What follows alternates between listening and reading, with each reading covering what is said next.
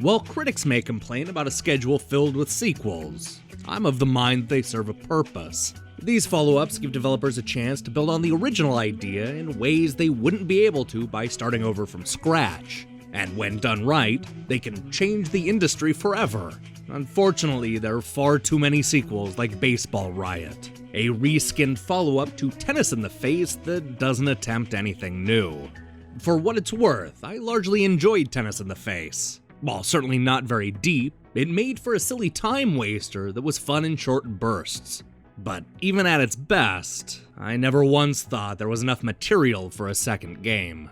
Not every goofy concept needs to be turned into its own franchise, but apparently 10 Tons disagrees, because here I am reviewing what feels like a carbon copy of last year's game. The concept is appealing enough. You play a baseball hitter with a limited amount of turns to injure every person in the level. Each stage offers a unique puzzle where players attempt to find an object or character that triggers a chain reaction that takes out multiple people in a single turn.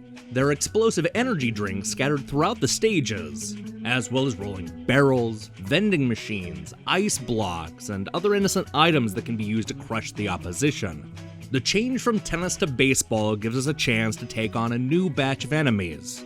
On top of the usual hipsters and business professionals, we go up against umpires and catchers. These baseball foes are ready to give our hero a headache.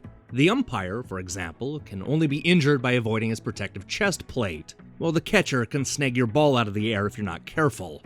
On top of the new enemies, Baseball Riot also adds stars to collect in every stage. The goal is to snag 3 stars at the same time as you're knocking everybody else out. In theory, this simple change should have made the levels more engaging, but all it does is make the game more frustrating.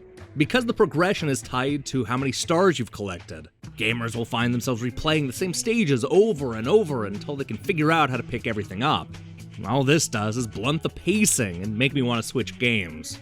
Had our baseball hero played differently or come with some special moves, I likely would have given the similarities a pass. But the developers didn't focus on any of that, they simply swapped sports figures and called it a day. The levels, graphics, and gameplay are all the same, which makes me wonder why they even bothered. This isn't a sequel, it's a rehash. What's sad is that 10 Tons is selling the series short. Sure, it'll always be a silly time waster, but that doesn't mean you can't flesh out the experience to better suit the sport. Perhaps this would have been the right time to introduce a rival from the other league, or take a tour of all the stadiums. But nothing quite that ambitious makes it into Baseball Riot. Much like Tennis in the Face, the sequel can be fun in short bursts. It's not very original and misses a lot of the obvious opportunities, but the gameplay remains mildly entertaining and it's incredibly cheap. But even then, Baseball Riot is a wildly disappointing sequel that chooses to bunt instead of going for the home run. Hey, thanks for watching my review. January has turned out to be a lot more exciting than I anticipated.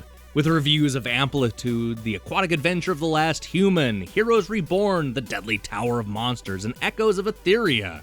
And we still have a bunch of reviews coming up, including Between Me and the Night, Dino Eggs Rebirth, and AIPD. Also, at some point I need to figure out what Human Fall Flat is. Needless to say, I have a lot of content coming up, so do me a favor and click the subscribe button and support what we're doing here. Until then,